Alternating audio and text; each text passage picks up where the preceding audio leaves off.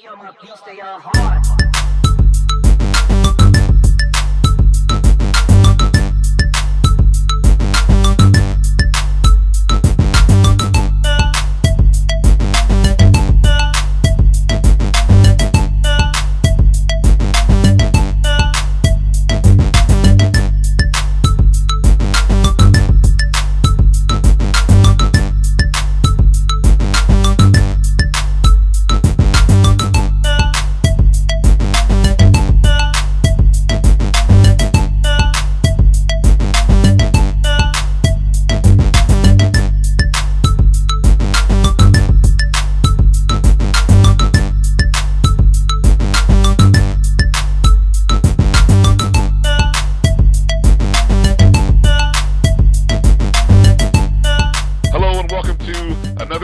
Of the BCSN Sports Wrap, the week number 8 football wrap-up show. My name is Brian Fulford, joined by my co-host, partner in the backcourt, AD Drew. We've been road warriors across the state of Florida, AD, you in particular, as I believe we are recording this after having witnessed, and you in particular, witnessing it live, what we will probably look on, well, let's just say it's at least in the clubhouse as the BCS, or not the BCS, the Black College Football Game of the Week. How you doing, my friend? How you feeling after all the travels across the state of Florida? Does the word wow mean anything to you, Brian? Just 3 letters. Well, that's what I could say after witnessing the game that I saw today, Brian. That was just a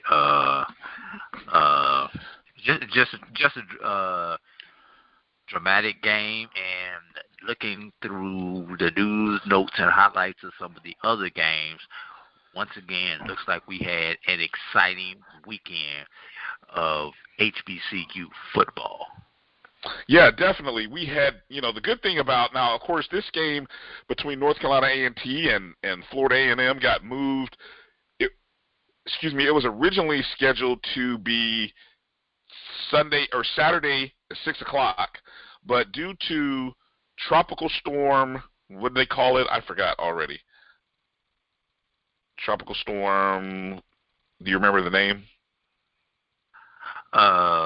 Something with an N. That's all I remember now, Brian. All right.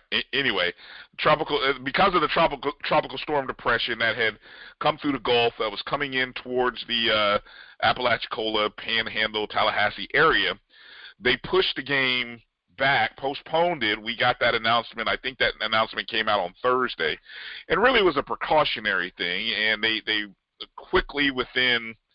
Let's see, the announcement of the postponement came, what was that, late Wednesday night? Friday, yes. Thursday night, late Thursday night, about 11 p.m. Morning. Yeah, 11 p.m. I think is when the first word that they were going to postpone it happened. And then early Friday morning is when you saw the official announcement that it was going to be postponed. And I guess all parties, the MEAC, North Carolina A&T, and Florida A&M got together and said, let's push it back a day, and they pushed it back to Sunday, which set up this really cool event where you had games that were played on Saturday. A lot of games were moved. I mean, the whole Week 8 was littered with game times that moved up as early as 10:30 a.m., in South Carolina, games that were pushed back, games that didn't move at all. So a lot of games were affected, and we actually on Saturday night, of course, we did a broadcast at Edward Waters. Miles was coming in town into Jacksonville, Florida, and I wasn't really sure Saturday morning what the weather was going to be like. Obviously, where I was, it was raining sheets at certain times, and then it kind of just cleared up, and it was just a cloudy day. Where were you at through the most part of the day on Friday night, Saturday? And that was Tropical Storm Nestor, Brian. Tropical Storm Nestor. It went from a tropical depression to a tropical storm. And I guess the good thing, it was a fast-moving storm, so Yes, it was. most people were not damaged. But I was in the south central Georgia area, and because of the potential path of the storm that was supposed to come through Saturday morning, and heading to Jacksonville to cover the Edward Waters Miles games that I did on Saturday, I took a different route than I normally would have taken because the reports were to avoid I-10. So I stayed north of I-10 as much as possible to get from where I live over to Jacksonville, Florida on Saturday. But because of the schedule change, and special thanks to the Florida A&M University's information director and the assistant information director for getting me in. We originally had not planned on covering this game because of the previous commitment that the BCSN had on Saturday. They allowed me credentials to get into the game on Sunday to cover the game on Sunday. So, I just made that detour back from Jacksonville to Tallahassee, Florida before coming back home to South Georgia, where I am now recording this show. And, the sad thing about that, Brian, you probably went from a game for FAMU that was going to draw upwards of 20,000 plus to only reported attendance of 1,051 spectators. That can't be right. They reported. Are you looking at the box score where they said like 1,005? That can't be right. There was more than 1,500 people there. This is coming from Greensboro.com. But they're pulling that from. I've seen where that came from. That came from the StatDac box score. I've seen that in a few. Right, and that's what the NCAA goes by for official attendance. Yeah, we'll have to reach out. We'll have to do some reaching out to Florida A&M and find out how they're going to report that, because I would estimate from what now you were there, but the videos that I saw, I would estimate there was probably 12 to 15,000 there. 1,000 or 100, because they got 100 on this. And I know there was more than 1,200 people there. Yeah, do you believe? First off, hold on. Answer that question. Do you believe there were more than 1,200 people there? You've been to that stadium many a times. Do you believe there were more than 1,200 people there? There were not 5,000 people there, though, Brian. You don't think there were 5,000 people there? No, there were not. Oh my goodness. Okay.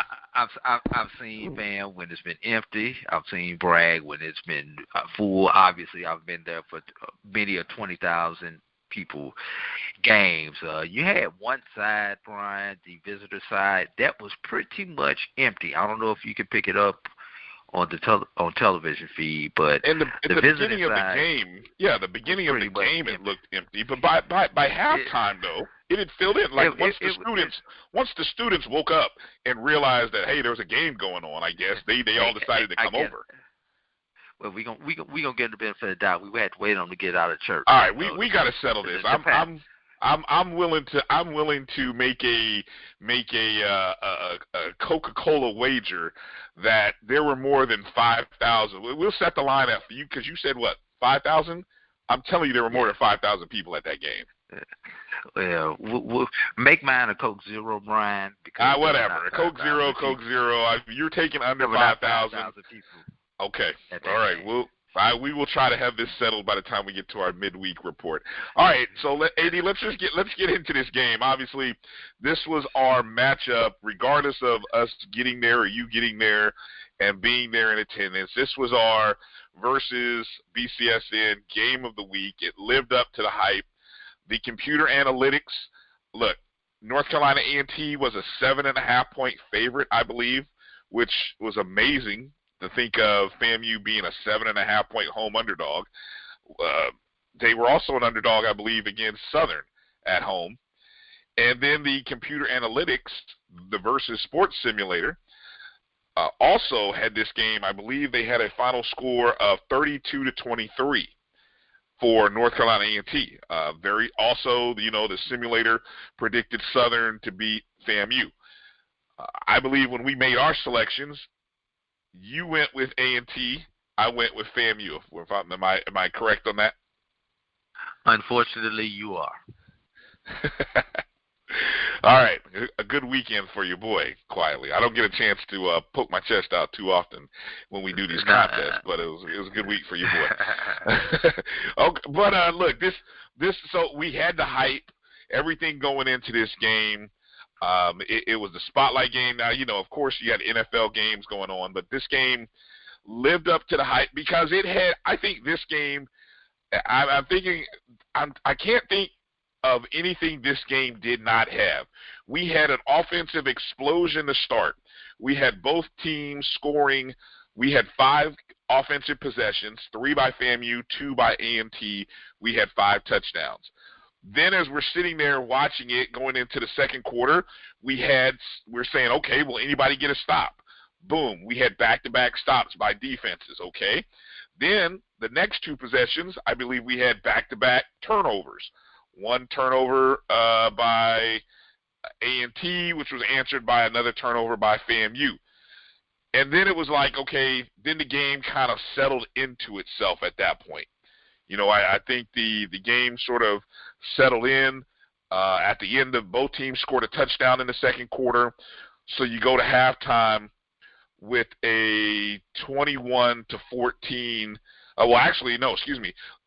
Pretty much there were no extra points after those 5 possessions. It stayed 21-14 at that point going into halftime.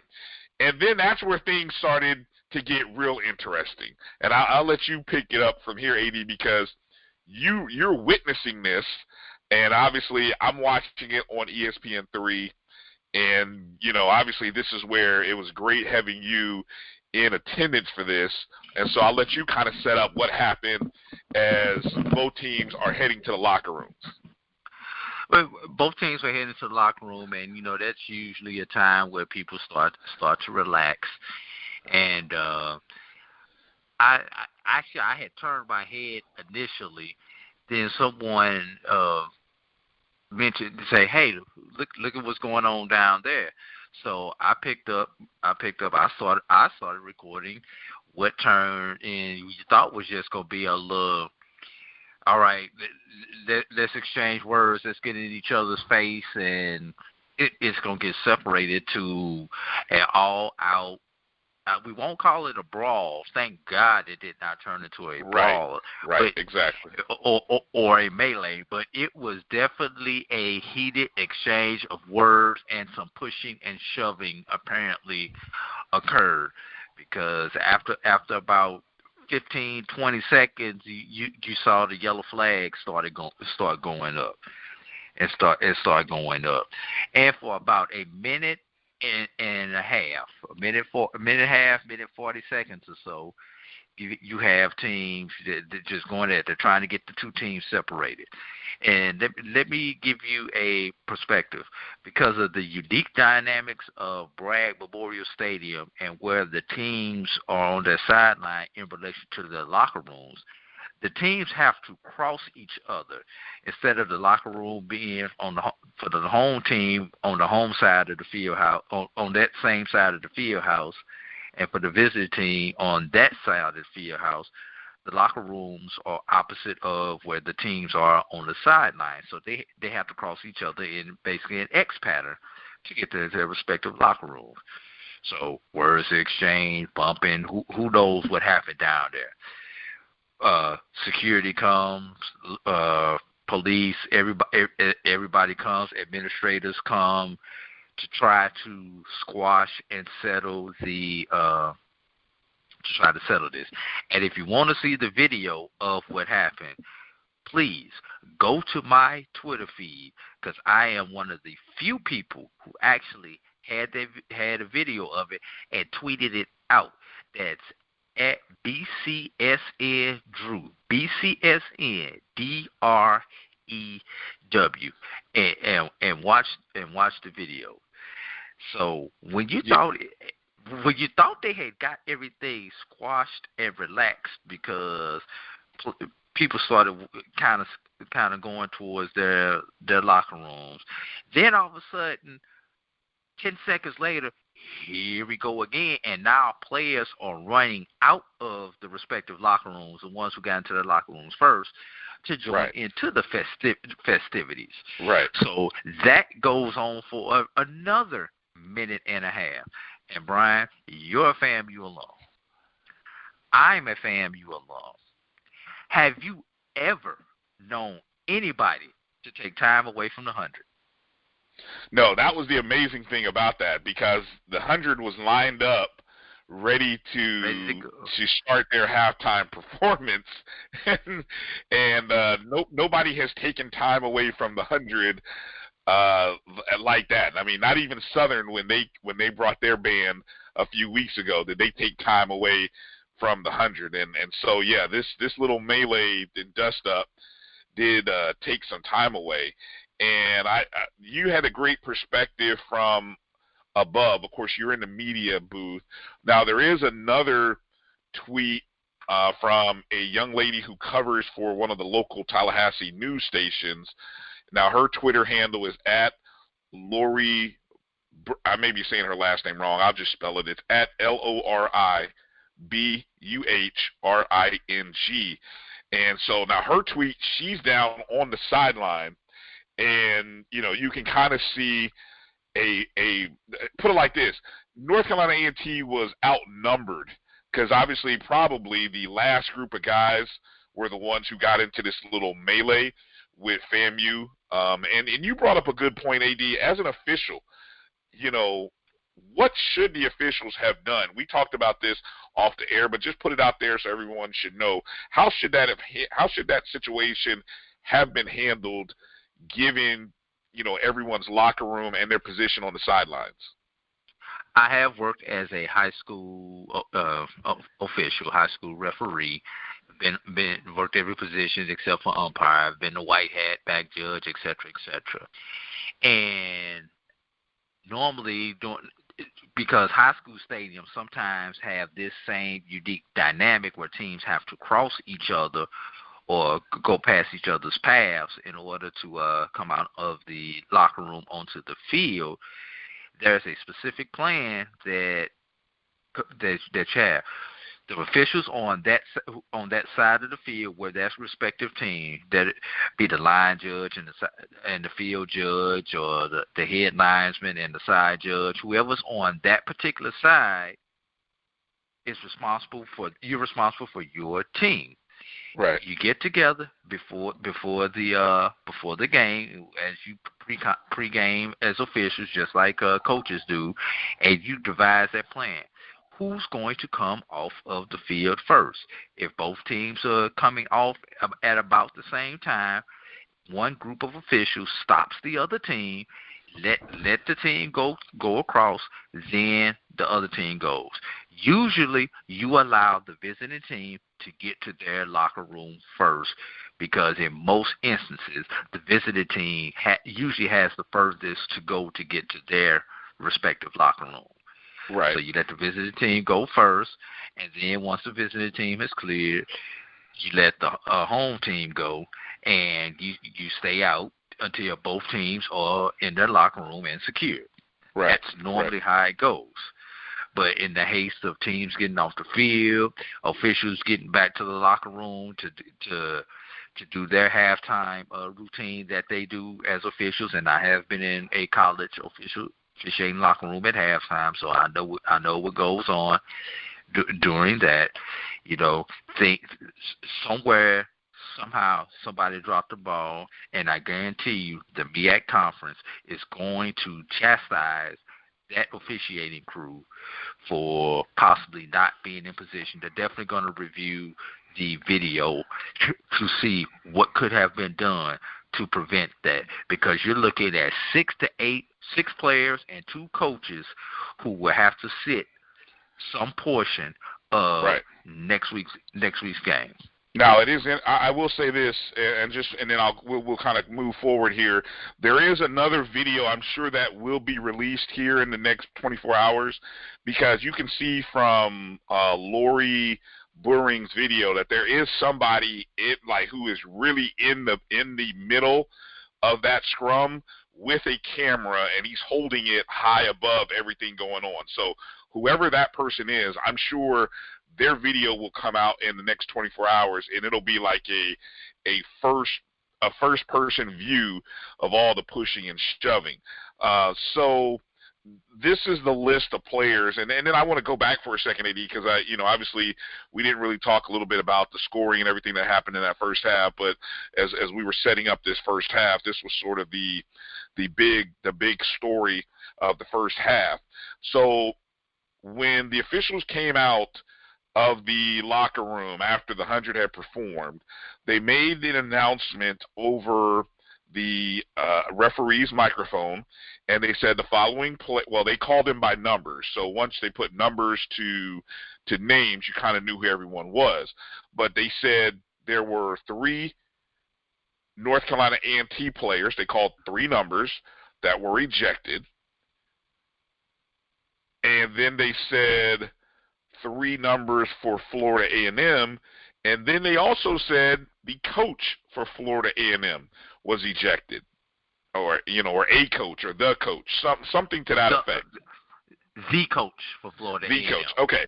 So at that point, the names that were affected for North Carolina A&T, you had Mac McCain, who had already intercepted a pass, I believe, in the first half. So he was ejected. Wide receiver Elijah Bell, who was one of their main 2 wide receivers, of course, the other being Zachary Leslie. And then Stephen Davis Jr. Was ejected, and I'm not sure if Davis Jr. What his position was in relation to that team. And then for Florida A&M, you had Tim Williams, Andrew Davis, and Jalen Brayboy. And then the coach. Now, the first reports, and again, here's Twitter, and the rush to put it out first instead of the rush to get it right took place here, because the first tweet that I saw, and I'm not going to put anybody's name on it, but it's out there. The first tweet I saw said that head coach Willie Simmons had been ejected. And I'm like, what? They ejected Coach Simmons? And so and then I also saw a tweet, AD, from someone, and this tweet came from both sides. So this was being and you can maybe clarify here to however you want to, but basically a representative covering Florida A&M, representative covering North Carolina A&T are both reporting at the same time that it is head coach Willie Simmons. And then I also saw something that said Sam Washington was ejected. And so now I'm texting you, and I'm like, who's confirming which coach and what coach is being ejected? And you go from here, AD. Well, there was a lot of confusion going on up in the press area as far as who, what, and why people were being ejected. 2 of those people for North Carolina A&T, Elijah Bell was not ejected directly for the incident at halftime. His ejection occurred because in the first half he had received an unsportsmanlike conduct penalty. Right. I do not know who the FAMU player was who got that. I believe it may have been Timothy Williams. Do not quote me on that. But Elijah Bell and another FAMU player had offsetting penalties unsportsmanlike in the first half. Right. Because the first thing that the official said was, we have unsportsmanlike against both teams, against Florida A&M and against North Carolina A&T. because Bell and the FAMU player had offsetting unsportsmanlikes in the first half, that becomes number 2 towards disqualification. Right. That's why they're in the locker room. Also, for North Carolina A&T, I believe it was it McCain, the defensive back. Right. After he made the interception in the first half, he also received an unsportsmanlike for taunting. Okay, right. I remember that. So the melee at halftime was his second unsportsmanlike, which caused his ejection.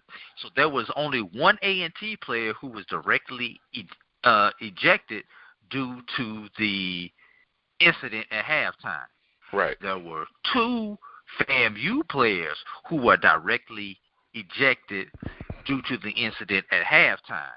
The other FAMU player was ejected because of his prior act in the first half, and the 2 coaches were ejected. And yes, there was major confusion because the referee said the coach for Florida A&M University.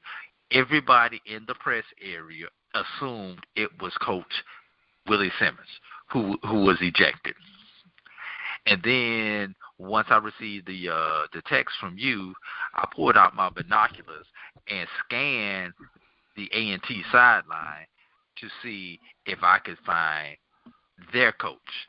And yes, I found their coach. Obviously, because of where I'm sitting at, all I could see is the back of the heads for the Florida A&M coaching staff. So I was unable to, at that point in time, confirm whether Coach Simmons was actually out on the sideline or not for Florida A&M. But later it was confirmed that Coach Simmons was not ejected. It was an assistant coach that was ejected. Yeah, so just an amazing, just to add on to all of the drama of the first half, that is how pretty much things ended. To just backtrack for a second real quick, AD, you had, FAMU opening up the game with a drive that resulted, a quick strike. Well, it wasn't a quick strike, but on FAMU's first drive, they catch almost a slant route from Ryan Stanley to Xavier Smith that goes 56 yards with 10:53 to play in the first quarter, and that's how FAMU scored. And then on the ensuing drive, Khalil Carter for North Carolina A&T on a 1-yard run ties the game at 7. Then on the next drive, FAMU comes right back down and scores a Ryan Stanley to David Manigo from 5 yards out, and it's 14-7 FAMU. Jermaine Martin in the second quarter with 12:59 to play, he would tie it up along with the Noel Ruiz kick. That would tie it up at 14. Jermaine Martin was a 9-yard touchdown run. And then on a little bit of trickeration on the next possession by FAMU, it was almost a, what was that? You'd call that almost a wide receiver? A halfback option. Yeah, okay, so it was a halfback option. Azende Ray in the backfield behind Ryan Stanley throws for a touchdown pass to fellow wide receiver Marcus Williams for 21 yards, and that was at the 11:04 mark. So, again, that was the 5 possessions back-to-back in which FAMU and A&T traded blows in the opening quarter. And so, I mean, that was an amazing first quarter that we had right there. And then pretty much, everything kind of settled from there. Let's do this. I want to take a quick break. When we come back, we'll talk about the second half of this game, and then we'll get into a little more of the impact of that game, and then a quick little rundown of scores. You're listening to a BCSN Sports Wrap Week 8 wrap-up of the game of the week, North Carolina A&T versus Florida A&M. We'll be back right after these words. Majesty is a premium health and wellness tea line focused on bringing delicious yet healthy tea blends to the community. Filled with an abundance of vitamins and antioxidants, we work to blend teas with exotic spices and fruits to produce scrumptious and wholesome beverages. So check us out at MyMajesties.com. That's MyMajesties.com. My Majesties, an Urban Passport member. The Creole seasoning is a sodium-free and sugar-free blend that's versatile enough to put on anything. One of the first blends I developed more than 8 years ago, the Creole seasoning has an unmistakable aroma, a bold flavor, and a little heat for character. Every time I open one of these bottles, I hear trumpets and big band music. The Black College Sports Network is proud to partner with ComputerRatings.com. That's ComputerRatings ratings.com for the upcoming college football season. ComputerRatings.com delivers rankings, game predictions, and statistics for hundreds of professional and collegiate teams.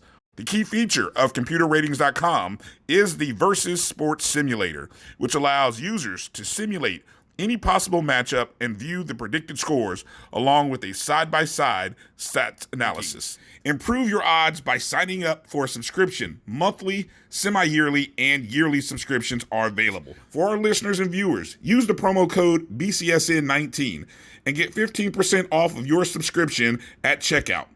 Visit www.computerratings.com. That's COMPUGHTER ratings.com. Let's face it, shopping for insurance can be time-consuming. That's why when it comes to your auto, home, and life insurance needs, make things simple and trust the experts at Allstate.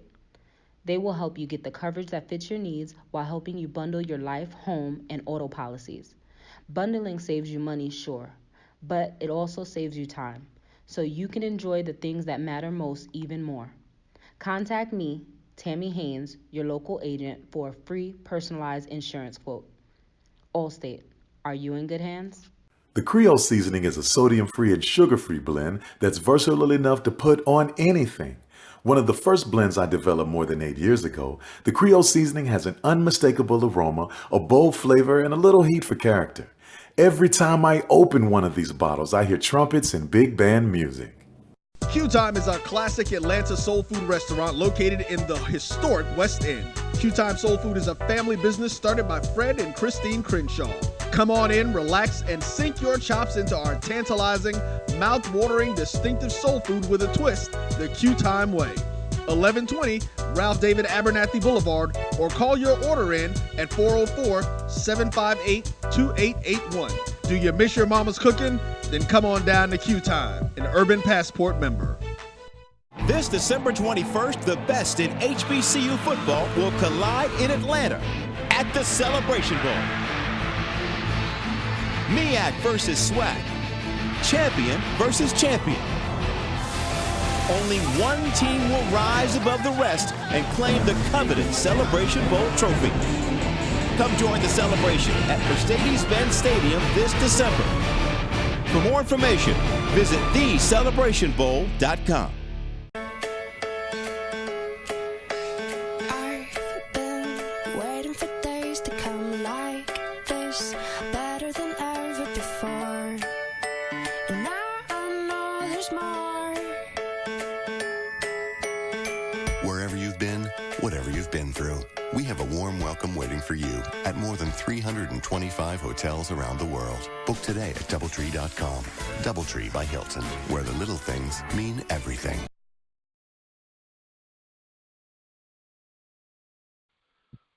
Welcome back to the BCSN Sports Wrap. Brian Fulford here with AD Drew. Want to remind you, if you want to see some of the great highlights from the North Carolina A&T Florida A&M game, just get on AD's Twitter feed. It's at BCSN Drew, DREW, and you can see some of the highlights, some of the action, including the only person who caught what would turn out to be the game-winning touchdown. And so that's where you can see this. You can also find this. A lot of this was retweeted from our Twitter feed, our Black College Sports Network feed at MyBCSN1, the number 1. All right, so AD, we set up the first half. It's 21-14, Florida A&M leading at the half. coming out of the halftime, we have the melee. I don't want to call it. I don't want to call it melee. The scuffle, which resulted in a few ejections. Then we go into the third quarter. Not much happened in the third quarter. I mean, it was pretty much a dead, quiet third quarter. The only points of the quarter was a Noel Ruiz field goal to 26 yards, and that was significant because FAMU would actually force North Carolina A&T to kick 4 field goals in this contest. Let me make sure I have that right. 3 field goals. They kicked 4, they made 3.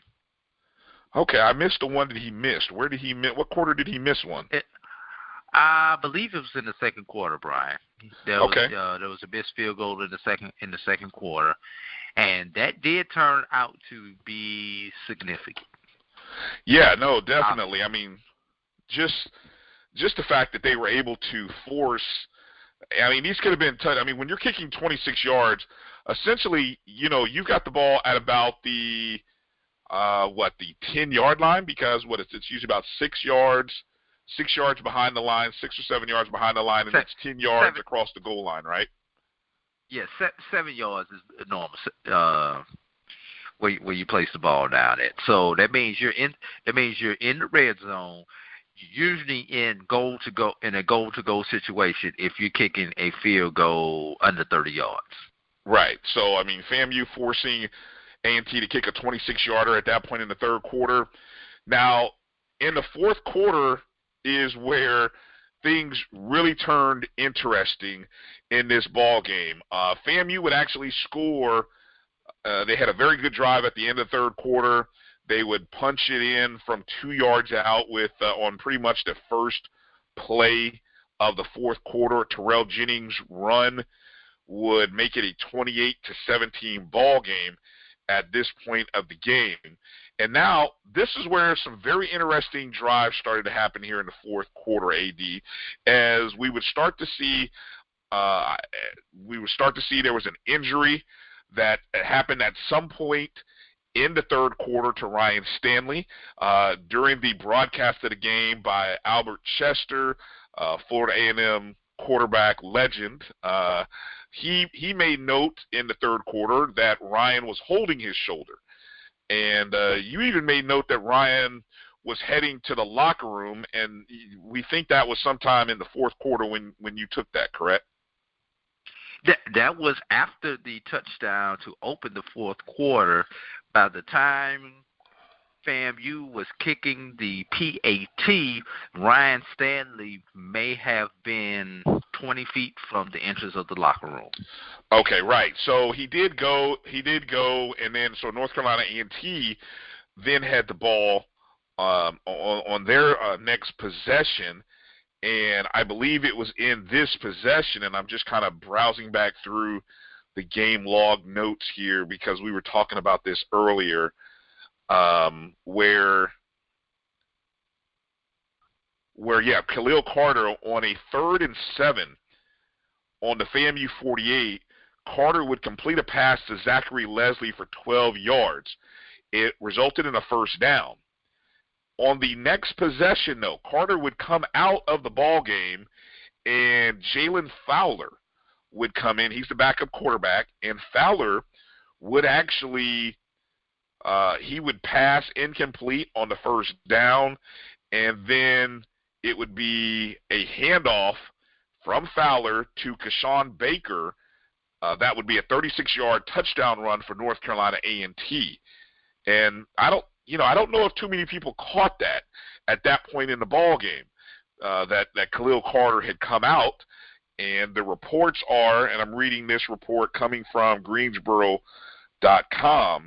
that it appears that the injury sustained to Carter was some sort of lower leg injury. No further details, but I'm reading this from the Greensboro.com report in relation to what happened to Carter. So Jalen Fowler comes in for North Carolina A&T. The next possession for FAMU, this was the curious thing. Now the score at this point, AD, is 28-23. North Carolina A&T is kicking a field goal, the PAT, excuse me. And I guess there's a penalty on Florida A&M that occurred.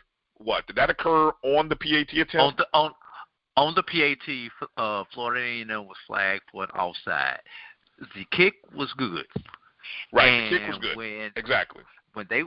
Which made it 24-28. As now, they were going. Hold on a second. Let me pause you right there. Oh, okay. You saw that. Right? Yeah. I'm ready to back up. Game was on ESPN, so they went to a commercial break after the kick went through the PAT, upright. Right. Right. So at that point in time, A&T decided to, on an extra point, you have the option of on a scoring play, you have the option of taking the penalty on the next play or on the ensuing kickoff. But initially, AD, the official came out and said that they declined the penalty. Did he not? Yes, and that may have been, once again, an assumption on the part of the official. The kick was good. Okay, we'll just tack this 5 yards onto the next kickoff. A&T decided to take the points off the board and come back and go for 2 from the 1.5 yard line, and subsequently got the 2-point conversion. Got the 2-point conversion to Leslie. It was from Fowler to Zachary Leslie, which made it at that point, instead of being 25. A 28-24 game, it became 28-25, which now it's a field goal possession. And so, and the once again, confusion up in the press box. No one knew they were going to come out and rerun that PAT. Exactly. And so as they're coming out of break, you see FAMU's defense running down to the end zone. A&T's offense running down to the 1.5 yard line. Ball just got spotted maybe a few seconds before they got out of the commercial break. And when they get out the commercial break, you see both teams lined up, and it caught a lot of people in the press area off guard because as it should have. You're looking for the ball to be placed down on the 40-yard line now instead of the 35 because there's a 5-yard penalty. And by the time people got through and figured out, I understood. I was wondering in the fourth quarter why they did not go for 2 initially before they took the points off the board. But it was a smart move going for the 2, and obviously it turned out to be real smart because it allowed A&T to get into the point to force overtime, so that we had this instant classic that we had. Okay, so what needs to be investigated, or I'm surprised it hasn't come out yet, and of course we haven't seen I've only seen the one report here from the Greensboro.com report. I haven't seen what the Tallahassee.com report is, and I'm curious whether anyone asked this question, and I don't know if you're able to talk to the officials or how that all works in college, but at what point did Sam Washington or someone from his coaching staff signify or let the officials know that we don't want to kick because they went out to kick the extra point. They actually kicked the extra point. There was no timeout or anything called, so they went out to kick it. It went through, and then there was a penalty, and then the official says, that the penalty will be included on the kickoff. And so I'm just curious, where was the miscommunication? It just you said the official assumed. I can't imagine that why would the official? I can't imagine that the official assumed that. Again, that would be another situation where the MEAC would definitely be asking these officials what happened in that situation, because correct. that should be investigated. Why would you assume that? I mean, I'm speaking on behalf of A&T here, because they should be wondering, hey, why would you assume that, you know, we wouldn't want to retry this, because the ball moved from the 2.5 mark to the 1 yard line. So, correct. And it is kind of curious that they go for 2 and they went to a pass play. They went to a pass play with a backup quarterback instead of running the ball. You know what I'm saying? That was kind of curious, because Fowler's first pass was an incomplete pass, and that's when they turned to a run, which yielded a 36-yard touchdown run. So it was just kind of weird, that whole series. But anyway, I digress. Interesting play calls, and interesting play calls for both sides in this particular game. You've got a injured Ryan Stanley, who was injured in the third quarter. FAMU was up 11 in the fourth quarter. This is the drive prior to this drive that you're talking about, Brian. And FAMU goes 3 and out. Not only does FAMU go 3 and out, they take off less than 30 seconds off of the clock on this 3 and out. 22 seconds to be exact, AD, on 3 passes. 22 seconds on 3 incomplete passes with Ryan Stanley and a bum shoulder. And that's exactly where I was getting ready to go with that, Brian. You have a quarterback with a bad shoulder. You have 2 good running backs in your staple, and you're trying to throw the ball. You're trying to get the knockout punch and the home run. You know, sometimes it's better to bunt the ball and go station to station, using a baseball analogy, Brian. Yeah, so this happened at the 10:20 mark of the ball game, where Stanley throws 3 straight incomplete passes, and actually a third down pass. Technically, in my opinion, Stanley could have run and picked up a first down, but instead he was again running one way, throwing the other way, and my God, it was just thankful that didn't become an interception. And so FAMU's forced to punt. Fortunately, the defense did a good enough job with the new quarterback in the ball game. They only gave up 1 first down, but they forced North Carolina A&T to punt. But now FAMU comes in to this drive with redshirt freshman Rashawn McKay, and he's now forced to lead FAMU. And what does FAMU do in that series? Let's see, a pass completion of 6 yards, a run by Terrell Jennings of 1 yard, another pass incomplete, 3 and out. FAMU's punted. So now, at this point, AD, FAMU has gone 22 seconds with an injured Ryan Stanley. And then on the next drive, they only used up, it looks like they used up a 1 minute and 21 seconds. So 1 minute and 21 seconds got used up. And now they give the ball back to North Carolina A&T with 5:39 remaining. A great punt by Fadul pins A&T back to their own 11-yard line.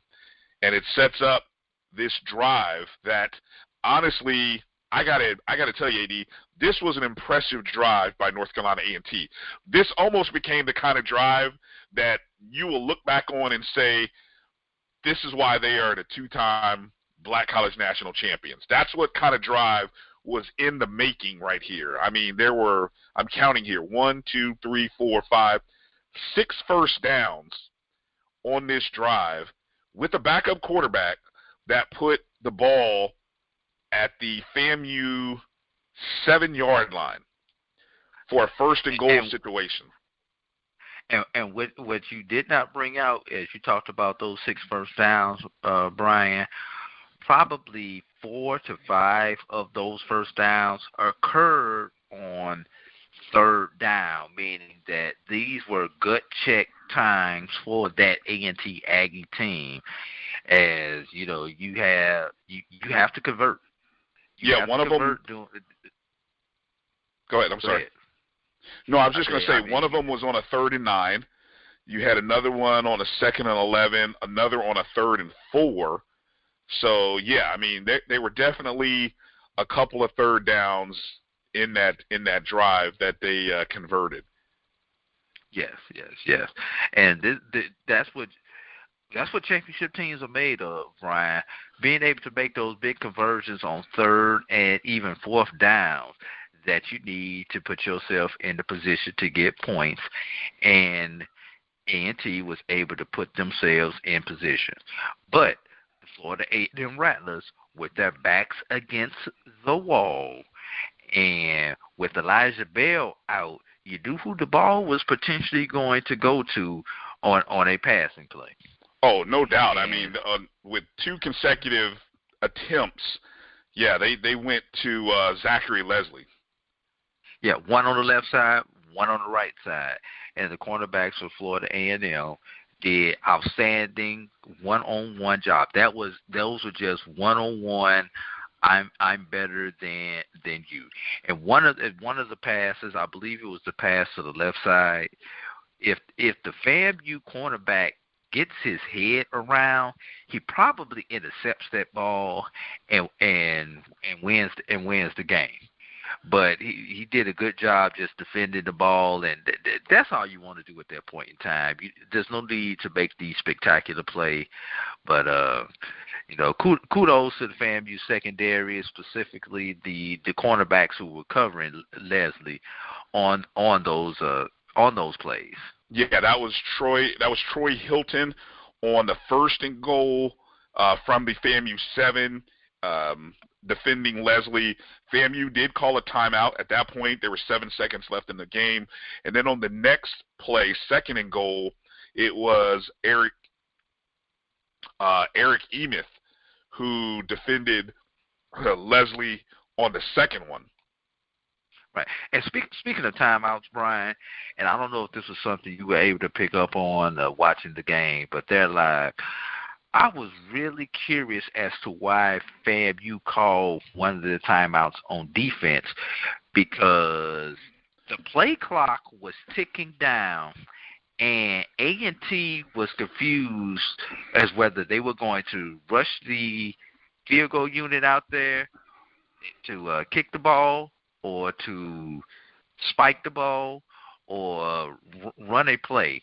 And now you're talking with the clock is ticking down with under 20 seconds to go. So A&T is going to have to get to the line and spike the ball, which is going to cost you a down. So you're only going to have 3 downs instead of 4 to get this touchdown. But FAMU called the timeout on defense to set up their defense. But let me run back through the play-by-play just so I can make sure I know which one you're talking about, because A&T had called a timeout, I believe their last timeout, with 32 seconds left, and that was that was a 2nd and 6 on the FAMU 14-yard line. Then they completed a first down play, which got the ball to the 7-yard line. Clock still ticking, tick, tick, tick, tick, tick. They get to the line, and they go with the pass play to Leslie. That goes incomplete. And then FAMU decides to call a timeout with 7 seconds left. Right. Is that so? I mean, that must be what you're talking about. FAMU called a timeout while the clock was running. Let me go back through the play-by-play.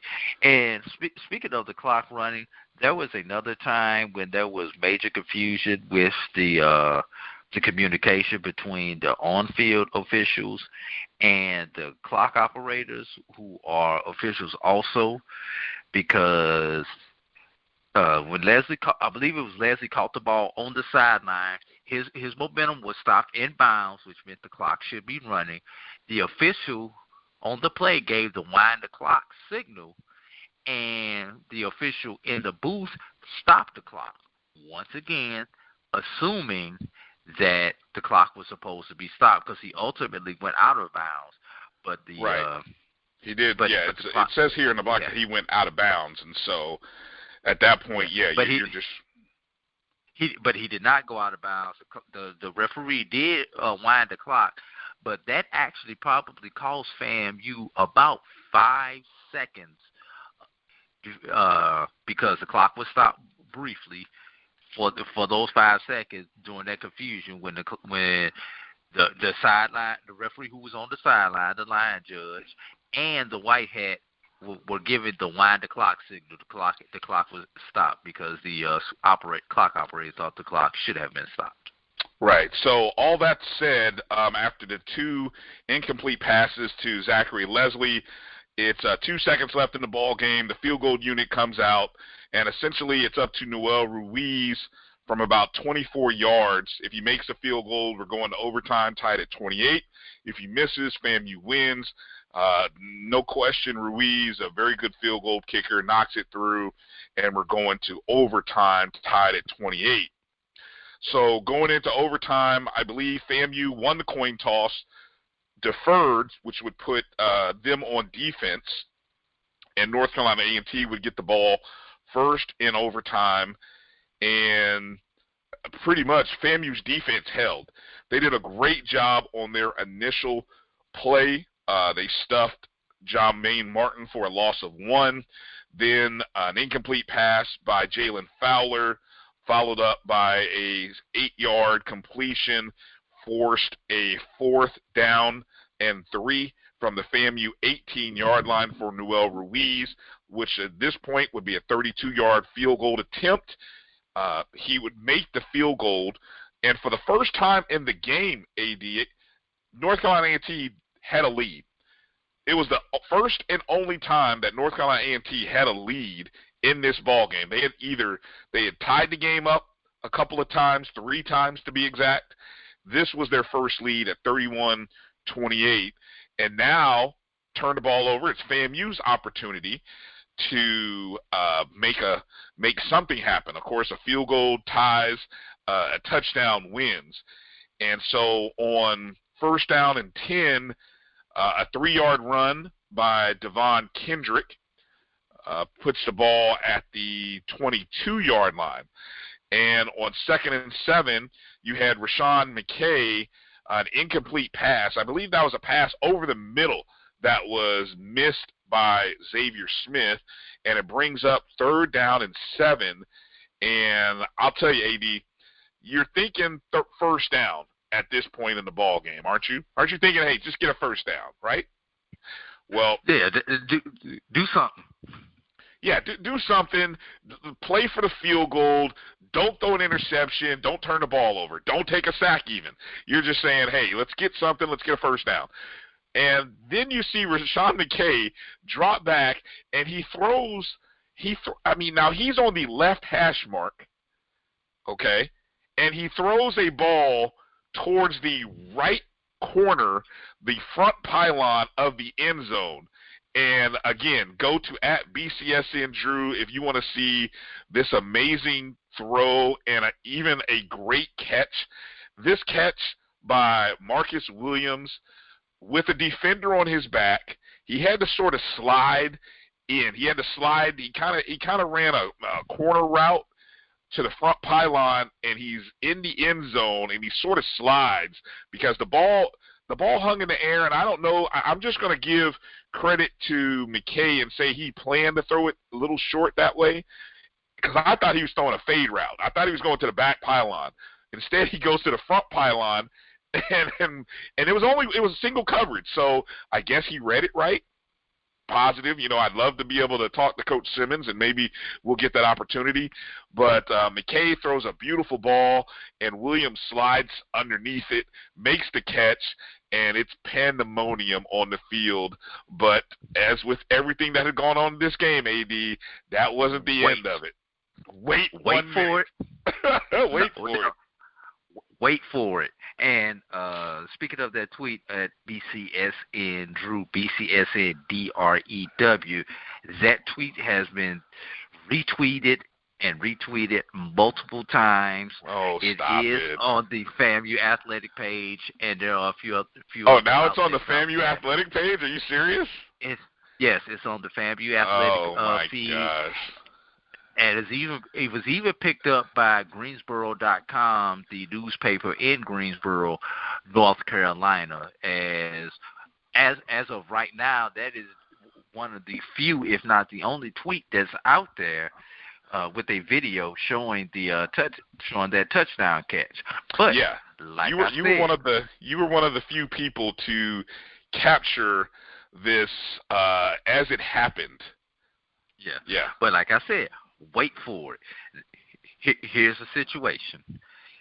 He catches it. Touchdown FAMU. The FAMU bench runs on the field in pandemonium. It was a crazy scene. Crazy scene. Stop everything. The play is under review. No, that's what everybody upstairs thought. The play is not under review. The officials are getting together, huddling to see if there is OPI on the play, offensive pass interference. Unbelievable. You know what? Are you serious? Right. What was the right. push off at? With the DB behind, the DB is behind the offensive player. Yes. So now the official comes on saying that there is no penalty for offensive pass interference. Now FAMU runs back on the field again. They won the game for the second time. Wait, now the play is under further review. At that point, what are you reviewing? What are you reviewing at that point? Now you're reviewing to see if he actually got his hands up under the ball, because he did have to go to the ground to catch the ball and make sure he didn't juggle it, the ball did not hit the ground, et cetera, et cetera, et cetera. You're sitting there, you're waiting. It's been replayed 10 times on the Jumbotron at Bragg Memorial Stadium. Everybody in the press box has said touchdown. I've replayed the video myself on my device. I can't pick up anything, but of course I don't have the best angle to see the complete, whether he got his hands up under it, because of the angle that I was at, where I was at, and it was thrown to the corner where the same side of the field that I was on. So we wait, and then after further review, the ruling on the field is confirmed. Touchdown FAMU. Now FAMU runs onto the field for the third time to celebrate the victory. And you can also go to at BCSN Drew and see the victory celebration for the third time. That was the third time. See, I couldn't tell whether that was the third time or not. That was, oh my God. That was the third time. And now this, in real time, Brian, took anywhere from 3 to 4 minutes from the catch to the confirmation. Unreal. And I think the coaches, I'd heard this on the television feed, although they didn't show it. I think the coaches probably shook hands at midfield somewhere, I think after either the first or second time, because obviously, they did mention that the play-by-play announcer did mention that the coaches were at midfield. I think Sam Washington and kind of agreed and knew that it was going to be a touchdown one way or another. And so they did shake hands. I know there were some FAMU folks who were questioning whether that actually took place. It did take place. And obviously you weren't going to have the players doing their sort of post-game huddle, not giving the celebration and after what happened. And fortunately, there were no reports of anything else happening after the game. Just a lot of bewilderment, I'm sure, for North Carolina A&T, jubilation for FAMU. There's so many things that come out of this ball game because, and we talked about this when we broadcast our game on Saturday night at Edward Waters, statistics can lie to you. If you just look at the box score, you won't understand how this game turned out the way it did, because statistically A&T they had the edge in first downs, 28-17. They had the edge in total offense, 496 to 345. They had the edge in rushing, I believe. Now, granted, FAMU did hold Jermaine Martin to only 71 yards rushing. Of course, he was, I think, coming into the game, he was number 2 in the FCS in rushing. So they held him to 71 yards on 22 carries.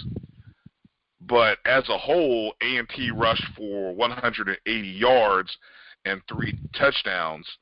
FAMU, 76 yards rushing and 1 touchdown.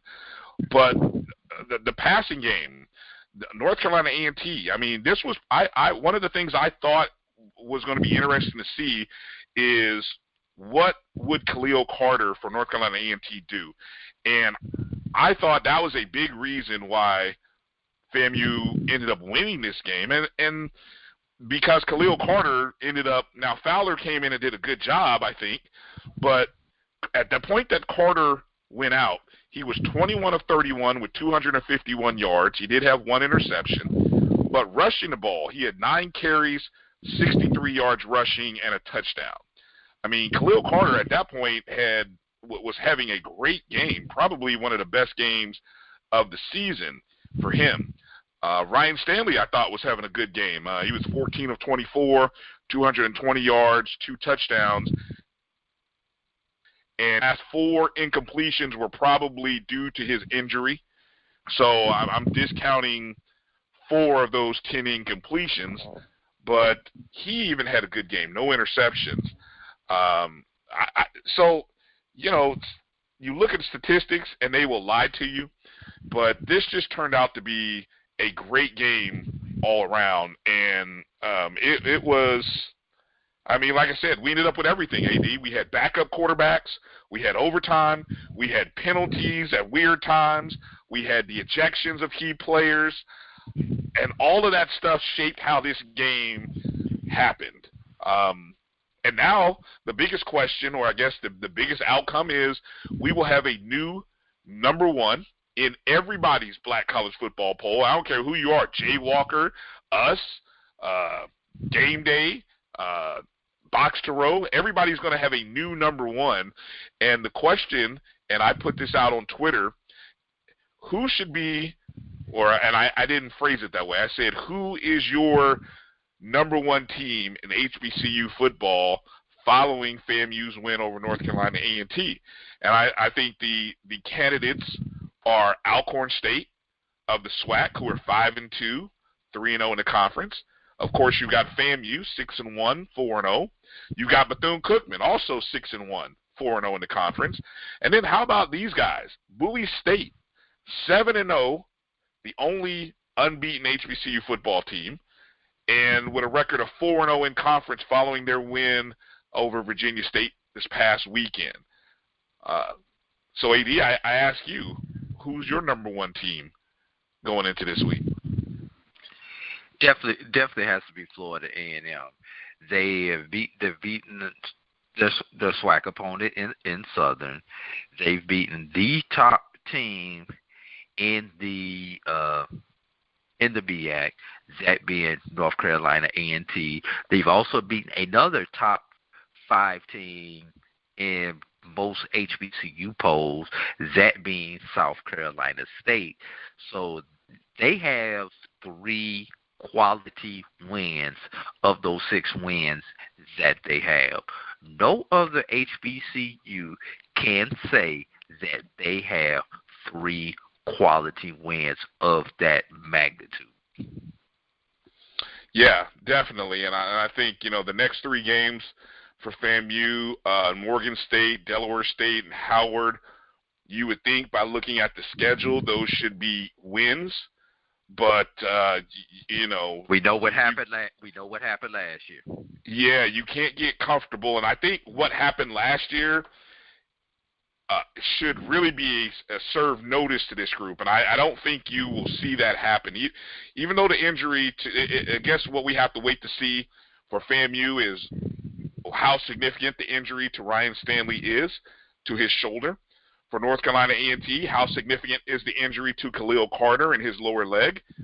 I think those are 2 key questions that will be answered later this week. How about the ejections? I mean, will there be any residual effect for North Carolina A&T with the ejections of Mac McCain and Elijah Bell.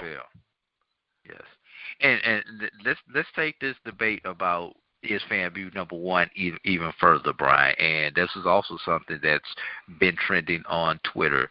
You and I have weighed in on it on Twitter, and a few other people have weighed in on Twitter. Let's assume FAMU wins out. They win those 3 games that you're talking about. They beat Bethune in the Florida Classic. They win conference.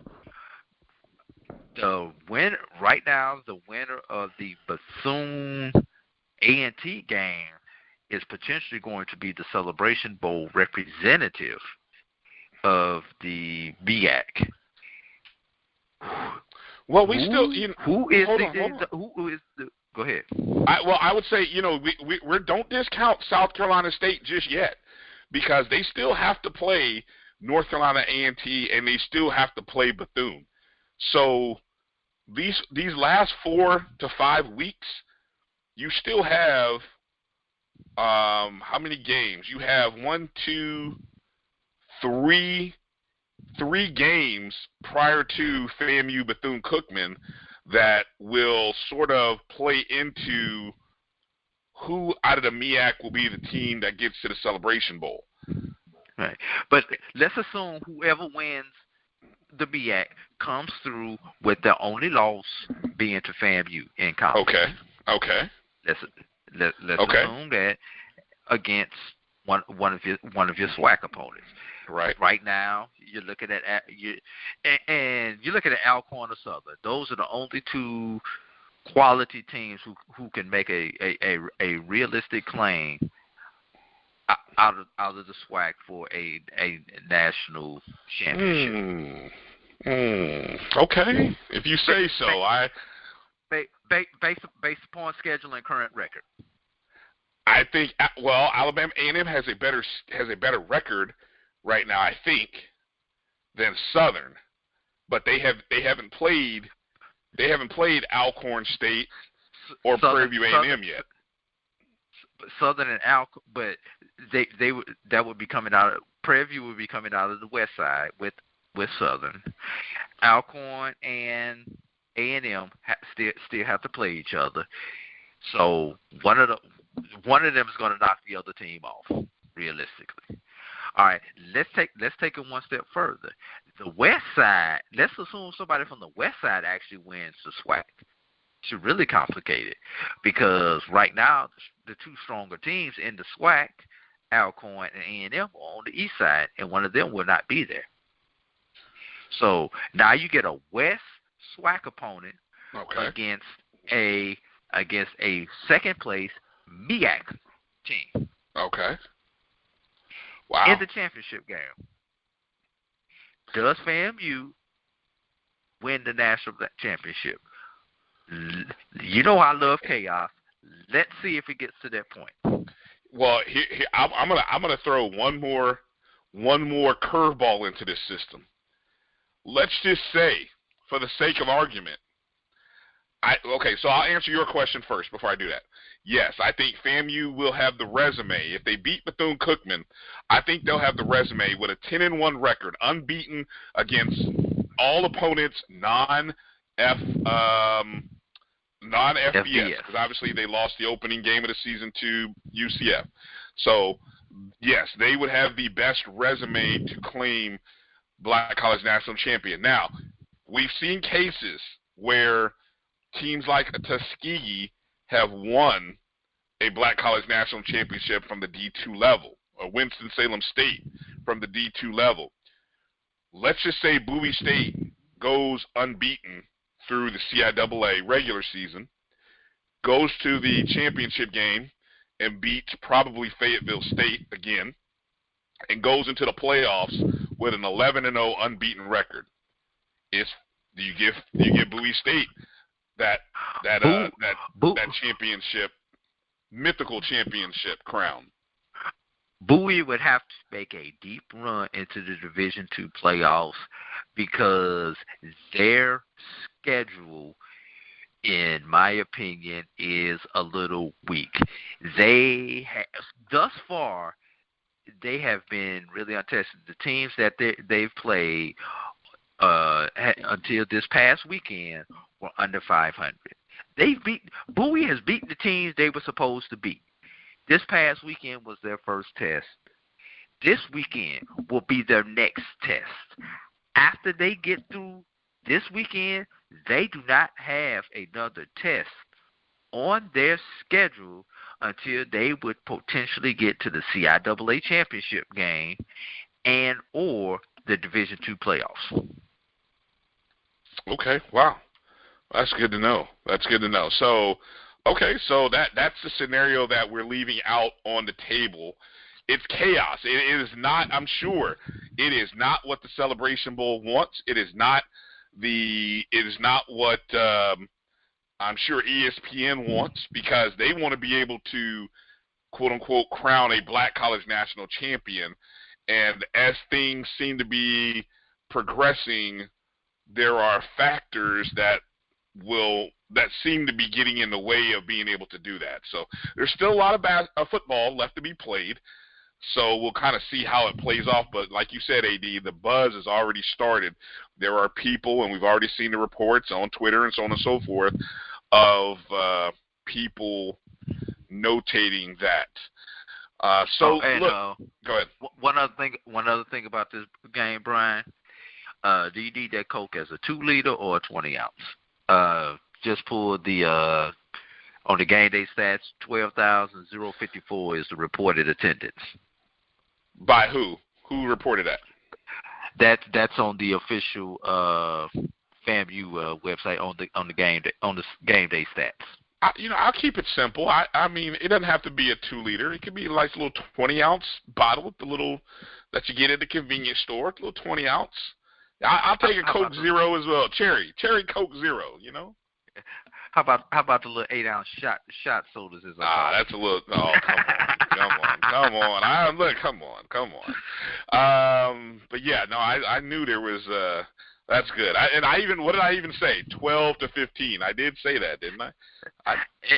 And we know that storm probably cost FAM 10,000 fans at that game. If you got an attendance of 12,000, that game draws. Well, I think who it cost 20 to 22.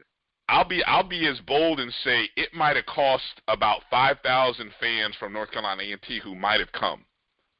That's what was lost, because if I'm not mistaken, North Carolina A&T was bringing their band, and they would have. I got a feeling they would have brought, even though buses. Yeah, they might have bought a couple of fan buses, or might have bought just people to tailgate down and travel. So I got a feeling you might have lost about 5,000 A&T. I don't know. Did you see any A&T fans at the game? I saw very little blue and gold at the game. Okay. I did see a couple of people walking around the parking lot early before the game, but you could literally count the amount of blue and or gold. It maybe two. I give you two hands, but definitely. Definitely was not that contingent. They did not have a A&T section in the bleachers where you definitely do. Those are the A&T fans. Be careful if you have green and orange on if you're going to sit over there. That did not occur in this particular game. That unfortunately is the byproduct of a great game, and I'm sad for. There are probably a lot of A&T fans who are like, I'm glad I didn't go, but trust me, I think they would have made an interesting. They would have just added to the whole atmosphere of this, and so great. Congratulations to Coach Willie Simmons, the Florida A&M Rattlers, Rattler Nation, who did watch it online. Thank you for all of those folks who are retweeting. AD, have you?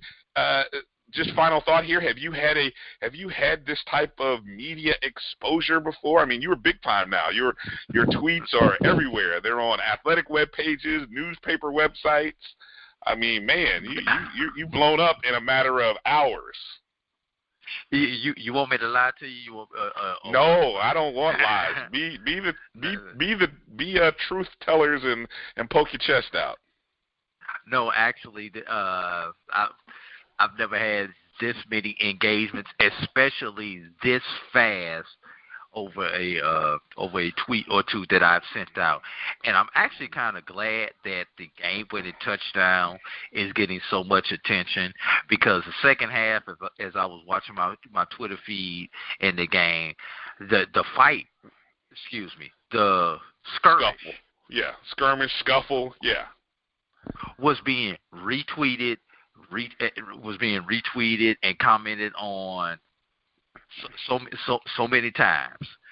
Then all of a sudden, from about 20 minutes after the game, after I posted the game-winning touchdown, it surpassed that those tweets that I had from the skirmish, and I'm happy that something positive, even though it was not necessarily positive for the A&T fans, just positive as in the fact it was a good game and a great ending to a game, got all of the attention instead of what it looked like was going to get the attention of the game. I hated that I had to tweet that, but as a member of the beat, as a member of the beat, exactly. you have to report those things. You have good to and the put those bad. things Exactly. right. And I made my I just kept it neutral, except for this is why you can't allow that situation. I thought that was perfect. The way you said that, I thought that was well said. That was the perfect tone for that tweet, for what you saw. That was the perfect messaging. Yeah, I did not want to blame anybody, pointing fingers, name calling, anything like that. But this is something that the SIAC, and not only the SIAC, but any officiating crew in football is going to have to address that issue in certain stadiums. At Bragg Memorial Stadium, Florida A&M University, Florida A&M security, staff, game day administration, you need to address this issue because beforehand. Beforehand, because it's probably a good thing this game occurred on Sunday, and those extra 10,000 people were not there, because all it would have taken was one or two ignorant people and that thing turns into an all-out brawl. And great, exactly. Kudos for people not coming onto the field, not getting involved in it. You and I remember FAMU, FSU when we were in school, Brian. So don't go there. Don't go there. Don't go there. Exactly. Don't bring that up. It did not wind up what that is. Most people don't know what I'm talking about. I'm not even going to go any further. Let's move forward. Than that. Yeah. Who's your player of the game from this game? North Carolina A&T, FAMU. Who's your player of the game? Wow, Brian, you know something. I just dropped that on you. Just spurred a moment. Yeah, that was not in your pregame notes, and we're gonna have to have a discussion off air about that because. I know. Well, look, I'll give you mine, and then you tell me. You can go opposite a different person or whatever, but I'm gonna go with wide receiver Marcus Williams. I'm gonna go Williams, 2 touchdowns, 71 yards. Of course, catches the game winner. Also caught the touchdown from Azende Ray in the second quarter. And so even though he didn't have the most receptions, I thought he had 2 of the bigger receptions and just the concentration to be able to snag that ball and just lay down and get underneath it is what he did. I thought that was tremendous for the young man who probably at the beginning of the season was probably maybe 4th or 5th on the depth chart at the beginning of the season, but he is carving out a nice role in this offense for FAMU. So there's mine. I don't know if you're ready. If not, no worries. I am ready. I'm going to go on the other side of the ball, Brian, and I'm going to have to go with co-defensive players of the game, and that will be Terry Jefferson and Elijah Richardson, Both of them had 11 tackles on the day, including a half a tackle each for loss. So I'm gonna go with those two right there. And can I throw an asterisk out there? Sure.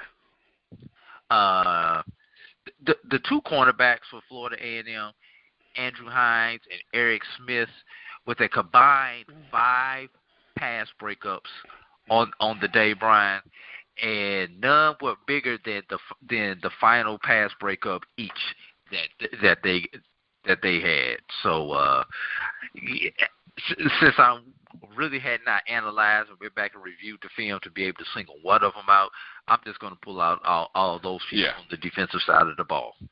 Nice job. All right, AD. So we've only got about 5 minutes left here. I know we wanted to just devote as much of this review of Week 8 on to this game of the week because it was that big, and plus we were there. So I'm just going to quickly go through the scores. If something jumps out at you, jump right in quickly as I go through the scores from week number 8. It started at 10:30 a.m.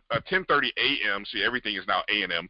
10:30 a.m. South Carolina State on homecoming with a 24-10 victory over Morgan State. Coach Buddy Pugh gets win number 129. He's the all-time winningest coach in South Carolina State history. Congratulations, Coach Pugh. Yeah, homecoming in Shaw. Shaw with a 27-20 win over Livingstone. I believe now that is 3 consecutive losses for Livingstone after starting so beautifully at 4-0. The Blue Bears have now lost 3 in a row. Tough loss for our friends at West Virginia State as they lost 35-31 to Urbana, Ohio. And that game, just doing a quick, they thought they had actually done what they've been doing, which is they took a lead 31-28 with, I believe, about a minute to go. Problem was they left too much time on the clock, didn't play good enough defense, and Urbana gets a touchdown with, I think, about 20-something seconds left. I had the box score pulled up here, and it was tick, 27 seconds left. Yeah, 3 plays, 60 yards in 33 seconds. Yeah, that's not a great way to finish. So, unfortunately, Coach Pennington and West Virginia State suffered just their second loss. Tuskegee at home, second win in a row. AD 21-10 over Central State. Congrats, Tuskegee. Fayetteville State on the road at Johnson C. Smith. They had the rally in the fourth quarter, down 34-23. Fayetteville State gets the win, 35-24 or 35-34. Gets the win, and they remain 6-1 on the year, unbeaten in the Southern Division. BCSN under D5, number 2 ranked Virginia Union with a 41-34 homecoming win over Shawan. Of course, we know Shawan with the assistant coach taking over for their head coach who stepped away, and probably a much closer game than I'm sure Virginia Union expected. And so they remain 6-1, and they have a big match coming up, a big game, next week. I'll tell you about that in just a second. In Columbia, South Carolina, Allen loses to St. Thomas 36-23. Elizabeth City State with a 34-18 win over Lincoln, PA. If I'm not mistaken, that was homecoming. If I'm not mistaken, AD, I think that's 2 wins in a row for Elizabeth City State now. Now they're on a winning streak. Unbelievable. Kentucky State playing homecoming spoilers for Lane as the Thoroughbreds get a 40-20 victory against Lane on the road. How about Lincoln, Missouri? They get their first win of the season with a 27-9 victory over Northwestern Missouri State for homecoming. Prairie View A&M puts up a 50 spot, 51 to be exact, on Virginia Lynchburg for their homecoming. The State Fair Showdown in Dallas, Texas between Southern and Texas Southern.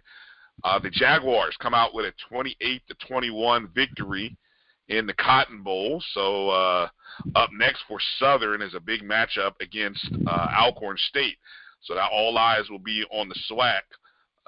Some big games coming up next week. Texas College loses to Texas Wesleyan 61-24.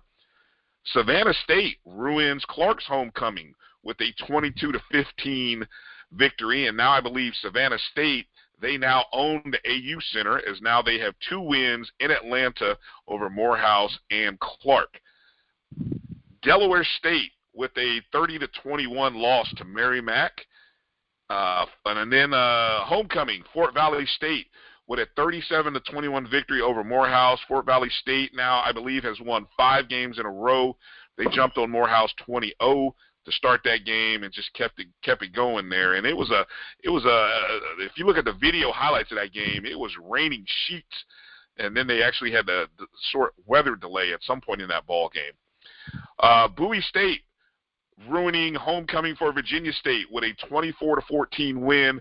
Bowie State remains undefeated, and now the big matchup next week, Bowie State versus Virginia Union, and that will get very close. I think with a win, Bowie State may wrap up a berth in the CIAA championship. I think they pretty much can wrap. If they lose that game, though, then it puts everything in play for not only Virginia State, but Virginia Union. Albany State, now this is the funniest score of the week probably. Albany State with a 72, a 7-2. Albany State Bryan, 7, Benedict 2. Bryan, I asked for the football scores, not the baseball score. Sorry about that. Yes, a 7-2 score. And Benedict still winless on the year. My goodness. Overtime in Itabena, Mississippi. Jackson State comes away with a 31-28 victory over Mississippi Valley State. I think they had to rally on that one because at one point I think Mississippi Valley State had like a 21-0 lead at some point in that ball game. Hampton loses their second conference game in a row. This week it's to Campbell, 31-16. Tennessee State gets their first conference win on homecoming as they beat Austin Peay 26-24. A game that we covered in Jacksonville, Miles College with a 49-28 victory over Edward Waters. That was a fun game to cover. Minus a not so fun penalties. if you were. Yes, a game that featured 36 penalties, just 7 shy of the Division II record. Should be noted. Winston-Salem State, 31-10 over St. Augustine. They pick up that victory. Bethune-Cookman holds off Norfolk State, 35-22. That game in Daytona Beach. And then probably the biggest upset that maybe many people didn't know, Langston University loses for the first time in a conference game since 2016. They lose to Ottawa University of Arizona 27-7, and Ottawa, who's currently running unbeaten in the not only in NAIA but in that Sooner Conference, they are now the only unbeaten team left. And so again, Langston had not lost a conference game since 2016, and just loses that game on the road in Surprise, Arizona. So those are the scores from week number 8. We'll do a little more in-depth in the midweek report. Any final thoughts, AD, from this recap show? Yeah. Bryan, our homecoming record update. Home teams went 8-3 on this past weekend, bringing our homecoming grand total thus far for 2019. 21 wins for the home team, 10 losses for the home team. So great scheduling job this year for homecoming compared to some years in the past. Also, Bryan, just taking a quick look ahead to next week. I'm already calling it. Our game of the week is going to be Bowie State and Virginia Union in the CIAA, Bowie, Maryland, Bulldog Stadium, 1 o'clock Eastern Time, for probably the Northern Division Championship in the CIAA.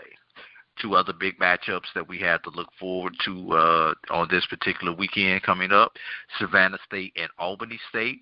That's going to be a 3 o'clock start at Theodore Wright Stadium, and that is homecoming for Savannah State. And one big matchup in the MEAC, South Carolina State travels to Bethune-Cookman on homecoming. That's going to be a 4 o'clock Eastern time start at Municipal Stadium there in Daytona Beach, Florida. And, AD, you can't forget about 2 other games in the SWAC.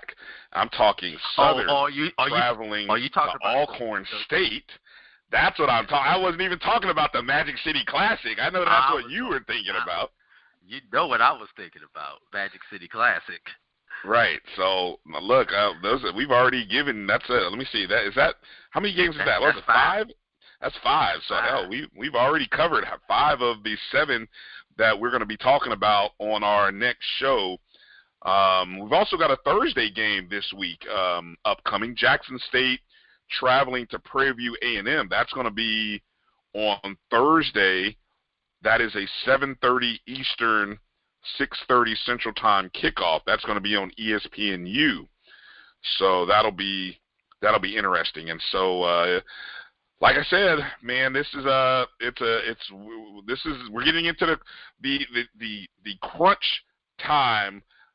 This is when it starts getting really good, and so we're starting to see things level out. So, AD, we got to go because it's a late night, and we have you have been on the road traveling.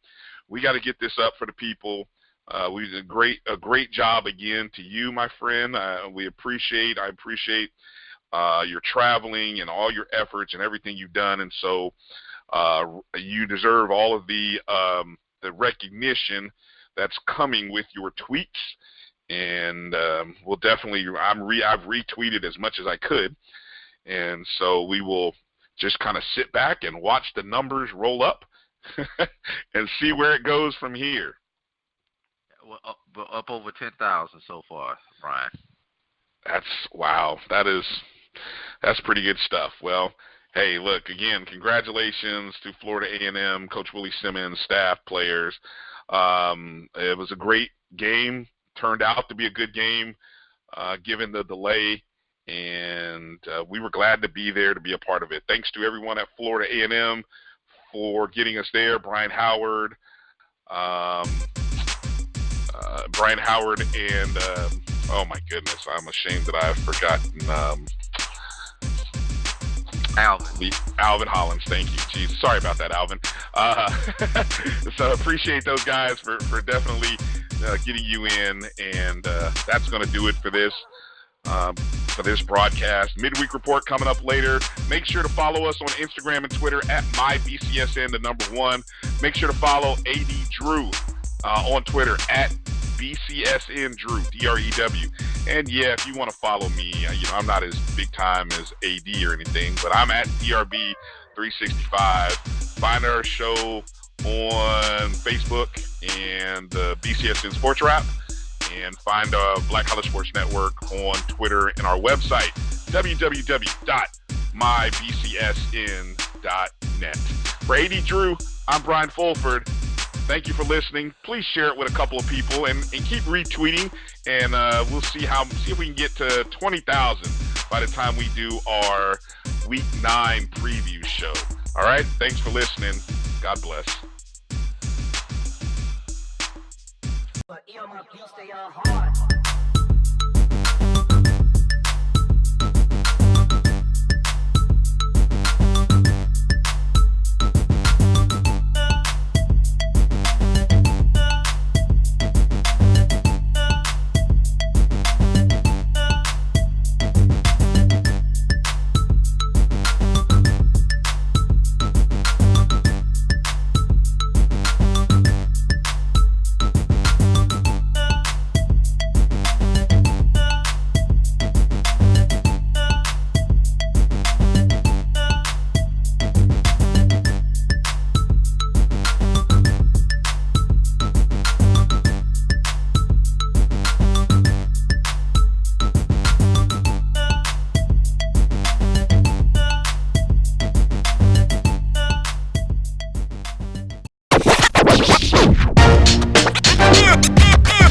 It's like a loop machine.